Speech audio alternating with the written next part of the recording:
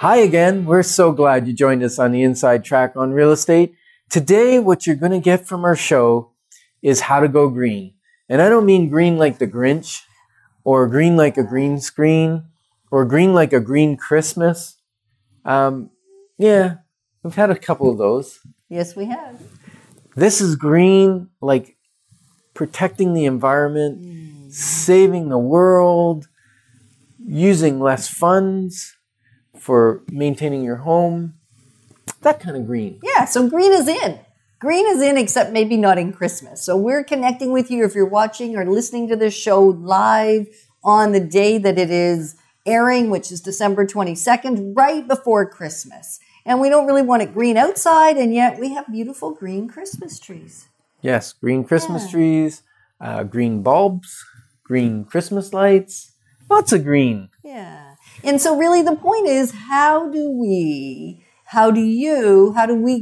and even me, Ken and I, create less expense? So spend less of those green $20 bills. Yes. By going green in our homes. And so we're going to talk about some of the top ways to do that. We're going to start with the least expensive way to do it, and then move to things that are maybe a little more expensive to instill in your lives. And this is the Inside Track on Real Estate, where every week we give you insights and learnings that can help you live in your home, enjoy it more, turn a house into a home. And even when it comes time to buying or selling, giving you tips on how to do that. And often it's just about how to live in it as beautifully and comfortably and inexpensively as possible. And we trust that when it's time to buy or sell or invest in real estate, that you'll call the Decker team. Right. That would be awesome. That would be awesome, wouldn't it? And, okay. And even if you're debating, is this the right time? Isn't the right time? An initial phone conversation can save you thousands of dollars and a ton of time. And we'll tell you how when we connect with you. Yes. Okay. So what I've done is I've composed or compulated, what word would we use? Composed. Created a list of things, up to 10 things, that will actually reduce your cost or improve the environment. And they are starting from the least expensive to do. Right, that's what I said. To the most expensive. Right. So the first is remove yourself, unless you find it really valuable, from unaddressed mail. Because that's creating a whole lot of recycled paper, or maybe it gets in the landfill sites. So get rid of that unaddressed ad mail, enroll in e-bills. E-bills. Do your banking online and do photo deposits. Now, I wrote that down, e-bills, because for most of us, that's a simple, easy thing to do. For me, I didn't want to do e-bills because most of our bills are business expenses, or a portion of it is attributed to a business expense. So I need the actual hard copy to use. Now, someone might say, well, you could go all electronic and store them all and not have to be, well, I'm not that technical. I don't have time to do that. So I just like to get the bill and hand it to someone else who does the accounting. So e-bills for me didn't really work. That's a bit of a tangent, isn't it? Now, you can pay online. Well, you still have done it in many areas, though. Yes. So, and paying online saves the stamp, saves the gas of mailing it, saves someone walking it there, saves the paper for the envelope. So paying online is a great way. You can even photo deposit your checks now. If you get a check, you can photo deposit it. That way you don't have to drive to the bank, create all that gas fumes and all that. Now, one thing I would like to encourage the hydro company. And I believe we are Ontario Hydro where we are. And they're lovely. They send me an envelope, I believe it's monthly, comparing me to my neighbors, whether I'm equal, better, or worse in my consumption than similar people in the neighborhood, which is all very nice and well. And the idea is that it's to conserve energy and be more green. Right. Could they just put it in the same envelope that the bill comes in? That would be nice, because they send me a bill in the mail, and then 2 weeks later they send me so we don't need to rant. No, that's great. Come on. That's for Ontario Hydro. Thank you very much. Now, number 2. Wait. Oh, Hold on a minute. come on. Because I had a thought around the unaddressed ad mail. We have been providing to quite a few communities something called the Bearer newsletter for almost 30 years. And it's a classified, it's a snapshot of what's going on in that community in the real estate market. And we've been told by lots of people that they've built businesses from it because the ads for the person putting their the stuff in the publication is free, that it has helped them a lot in their life. They found things they're looking for. It existed before Kijiji and Used Ottawa was out there, and still has huge value. And in many communities, it is a print publication, not very green. When we thought of going green, not everybody was so excited because there's something nice about the tangible hard copy. We might have been a couple years ahead of our time, though. We might have been. And so now what I'm going to encourage you is, if you'd like a copy of this, we do have an electronic version. It comes out about a week before the print copy. So even the items that are for sale and the services that are in there, and even for planning, the events are in there. You have notice earlier. So if you or somebody you know wants to get access to that and help go green, you would just simply email Bearer, Bearer, at deckerteam.com and say, please start sending it to me electronically. And even if you're getting it hard copy now, it will still help you to go green on it, because eventually hard copy will disappear and you'll get the news earlier anyway. Yeah. We will be phasing out hard copy. Sooner or later. Yes. All right. So number 2. Buy low or no VOC products. Now, VOC is something, I had to actually look it up, because it's volatile organic compounds. So you know when you get in your new car and you go, oh, it smells that new car smell? That's actually bad for the environment and bad for you. We knew that. Yeah. And same thing with, you walk in a new house, it smells of paint. Many of the paints have low VOC now. Some are no VOC. Now the problem is some of the VOC products actually were more durable. They work better. And they're not good for you. Now they've made great strides in the non or low VOC compounds. So when you're painting, you don't get a headache anymore because it's way better. So look for those. Buy that type of product. Even you can buy furniture that's low VOC. You can buy flooring that's low VOC. All kinds of things. Right. So just be on the lookout. It's actually labeled. On many products, on many products, so that you know what you're buying. And that'll help with the whole green initiative. Yeah. And number 3, switch to LED lighting.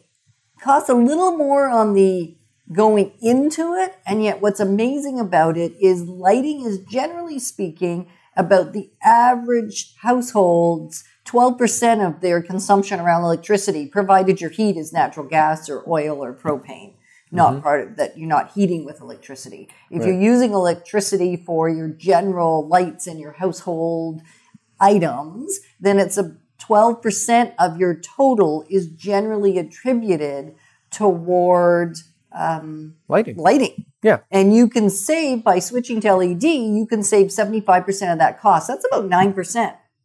That's very good math, Yetta. I'm good at averages. Yes. So about 9% of your total hydro bill can be reduced just by switching to LED bulbs throughout your house. Yes. And then they last a long time, so you don't have to tell somebody or get up on a ladder yourself to replace bulbs, because they're going to work for an almost indefinite amount of time. Ooh, indefinite. I've always had to replace a few. Okay, I said almost. Yes. And the beauty is they're coming down in cost. Yeah. It used to be the cost was almost prohibitive. Yeah. And the other thing is they give less heat. They do give heat, but less heat than a regular incandescent bulb. And I like them better than the compact fluorescent bulbs. And you said, why did you say that? Well, the compact fluorescent bulbs kind of come on slowly.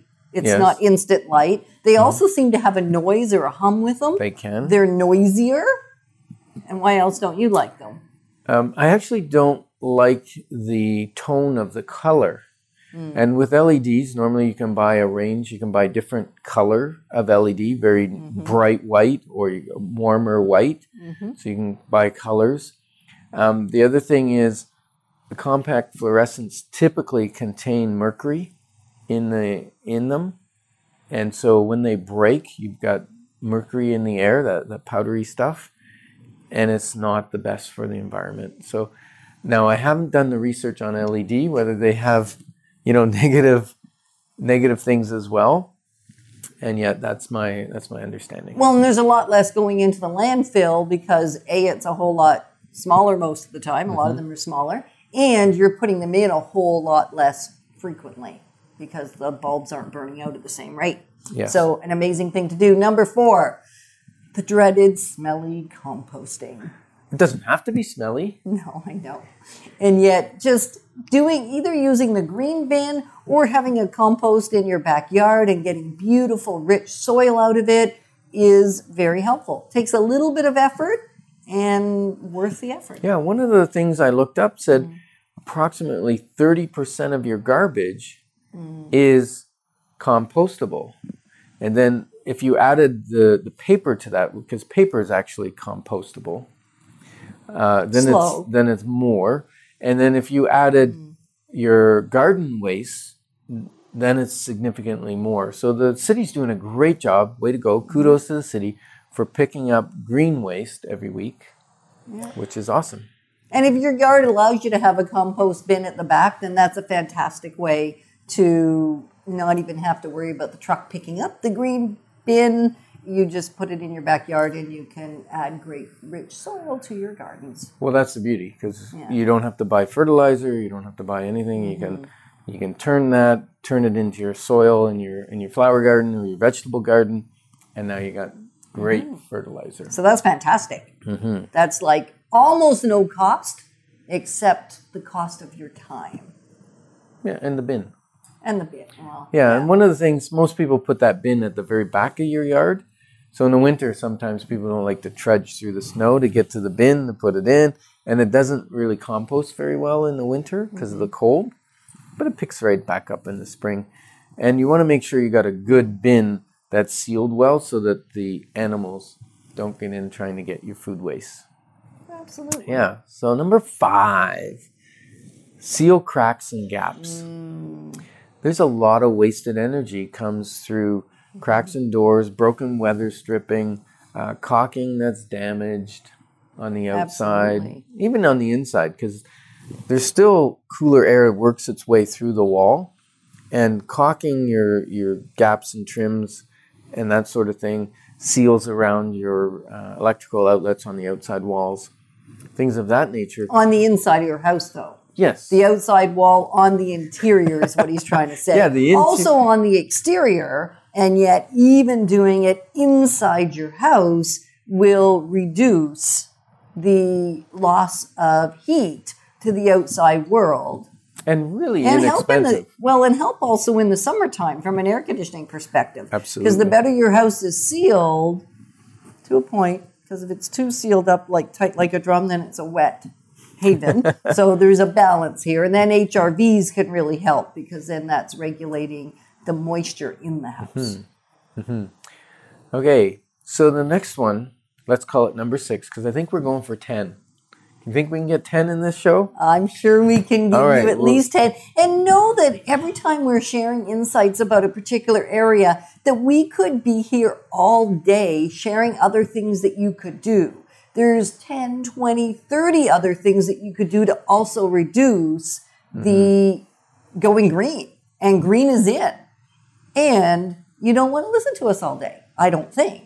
So what we would like to do, I do think, I just don't, anyway. I do think, and I think that you would not like to listen to us all day. So we share some of it here. If there's other things that you're aware of that you think, hey, that's even more important than the one you shared, then you know what to do. You know to send us an email. You know to comment on our YouTube videos on the Inside Track. You know to comment on the Raw and Reels. You know just to engage with us so that this is a dialogue, not a monologue, and the valuable information that you have is also getting out to everybody because this is by no means comprehensive, and yet it's a great start. If you took the majority of these actions, you would save yourself a lot of money and you would be pretty green. So you might be asking, how else can we save money? Because sometimes going green saves money. Sometimes going green costs money. Right? Costs more to be green in some cases. In other cases, it just... So one, it's a responsibility to the environment, and the other, it's a responsibility to your bank account. So this one actually saves money and water, saves the environment. So if you've got that leaky toilet, I've got one at home I've got to fix. I get to fix it. I've even bought the parts already.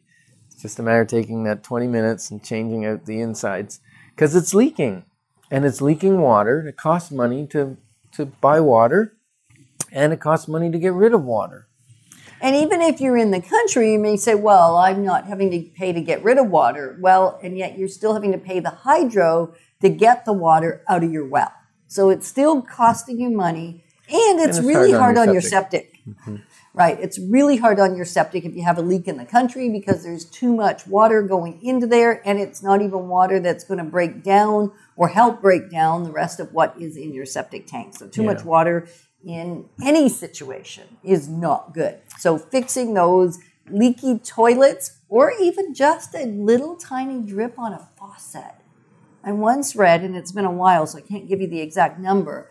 It depends on the speed of the drip. However, just a dripping faucet is gallons of water per day that's totally wasted. And in fact, it just stains your sinks and your appliances. So now you also have to pay for cleaning products, or you have to invest time scrubbing if you're going to use natural products. And that still costs money to clean up the mess from a dripping faucet. So there's just nothing good that happens when you've got leaks. Yeah. So get those little parts replaced and replace the faucets, replace the pieces inside the toilet. And if you don't know how to do it, maybe you know someone that does. Or worst case scenario, hire a handyman. It is still over time going to save you a whole lot of money. Now, some things cost nothing, like showering together.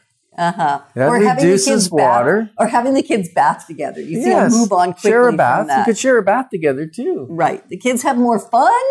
It's more enjoyable, and it saves on water. Yes. Now, this one is a little more expensive, and that is front load laundry machine. Uses significantly, I think it's about a quarter the water that a top load washing machine uses. That's good. Tend to be easier on your clothing as well.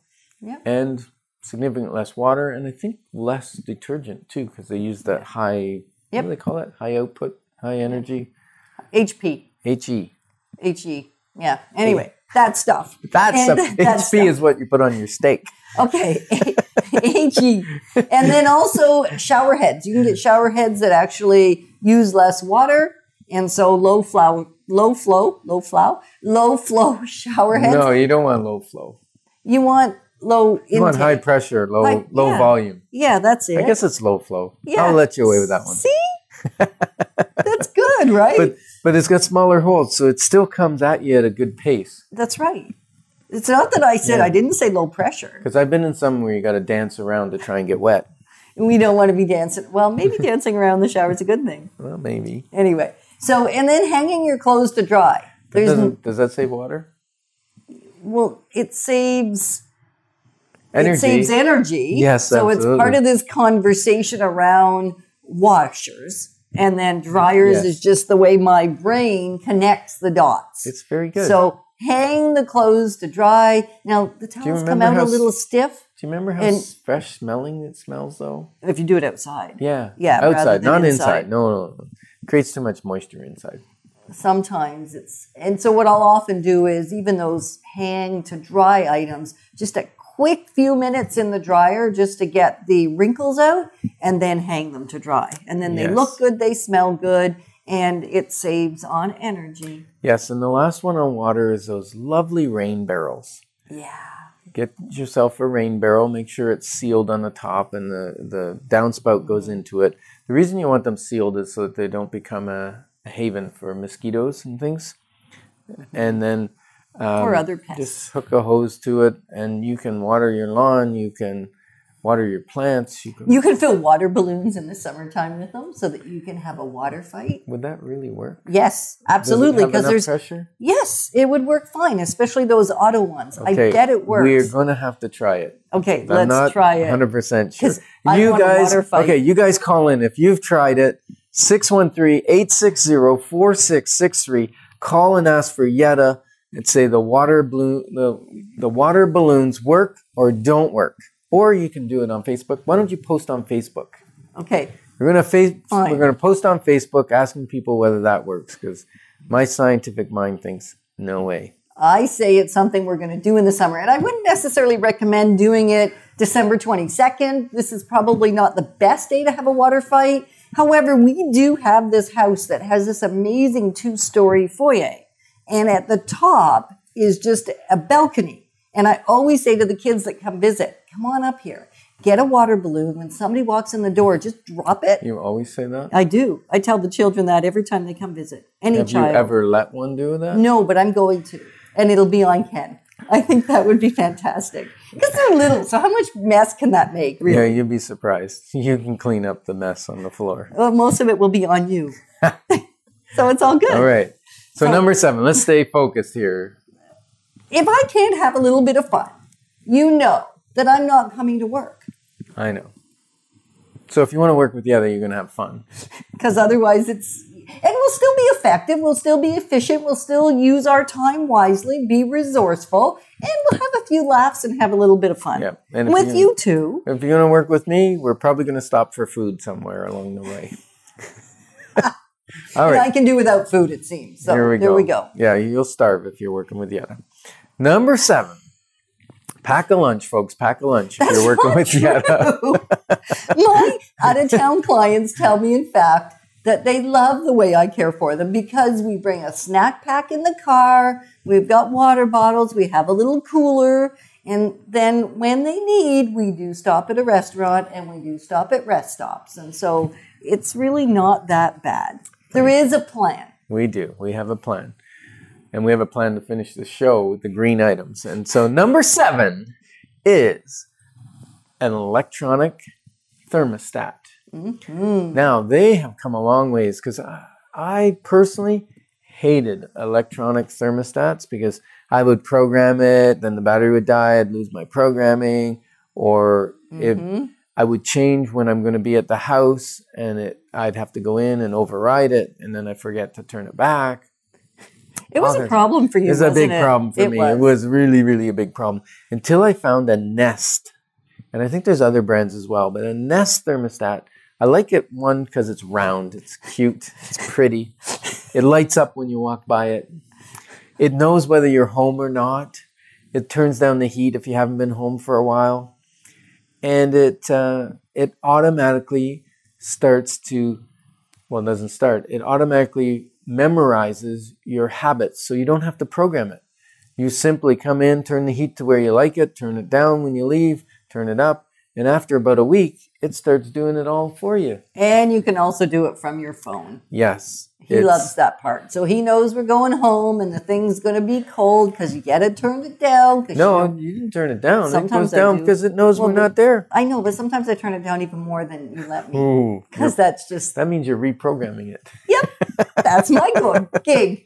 So therefore, he'll just program it from the office or wherever we are. And then when we get home, it's toasty and warm and comfortable in the house. So they are amazing. And they save a lot of money because you're heating when you're in the house or cooling in the summertime when you're in the house and not when you're gone. Yeah.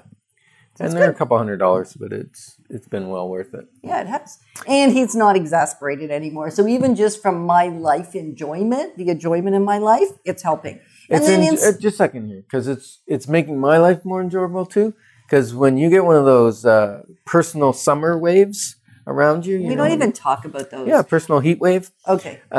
You like to turn down the thermostat, and I can on my phone turn it back up without you knowing.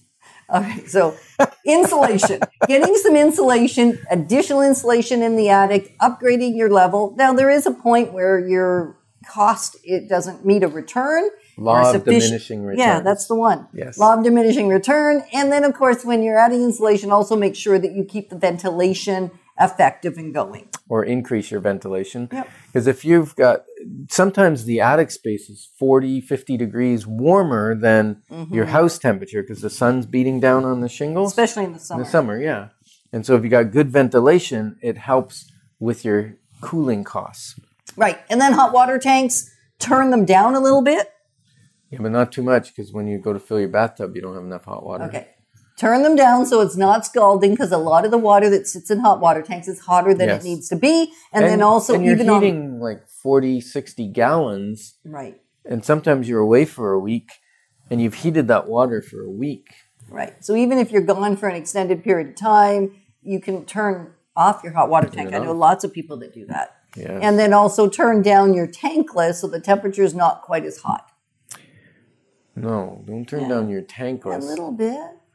The beauty of a tankless is you're not heating it. Right. You're not heating 40 to 60 gallons. You only heat the water you use. Right. And now, one thing with tankless hot water tanks, that's an oxymoron, right? Called a tankless hot water tank. Hot water heater. They generally have to be vented to an outside wall, and they need a volume of water to turn them on. So if you just trickle your hot water, it may never get hot because you need a volume to turn on the heater in it. Right. And lastly, solar panels. How much are they? Like 10, 40, 50, 60 grand? Yeah, they're expensive. And so depending on how many you're putting up there, so it is an initiative that I think sometimes is cost prohibitive. And yet, if you got in on the program early and you were getting... Even now, they return because cost of solar panels has gone down. And the rate that they charge you or pay you for feeding back into the grid is pretty good. So they are a positive cash flow item. My only thing with them is buy them if you're going to stay in the house for a long time. If you put them on and want to sell, you will not get the value back for them. Period. End of discussion. Over. All right. So that's such a high note to end the show on. So instead of ending it there, I'm going to go back to saying start with the items that are least expensive to modify. Employ those in your house. Go green. And let's do it together because as we do everything together, it's just a whole lot more fun. So let's move forward together in our going green. And remember that if you want the electronic copy of the Bearer, you know what to do. Bearer@deckerteam.com. You'll get the information early. You'll get the better goods. And you'll help with the environment. And remember, if you know whether a water balloon will fill up from a rain barrel, phone Yetta at 613-860-4663. So glad you joined us today.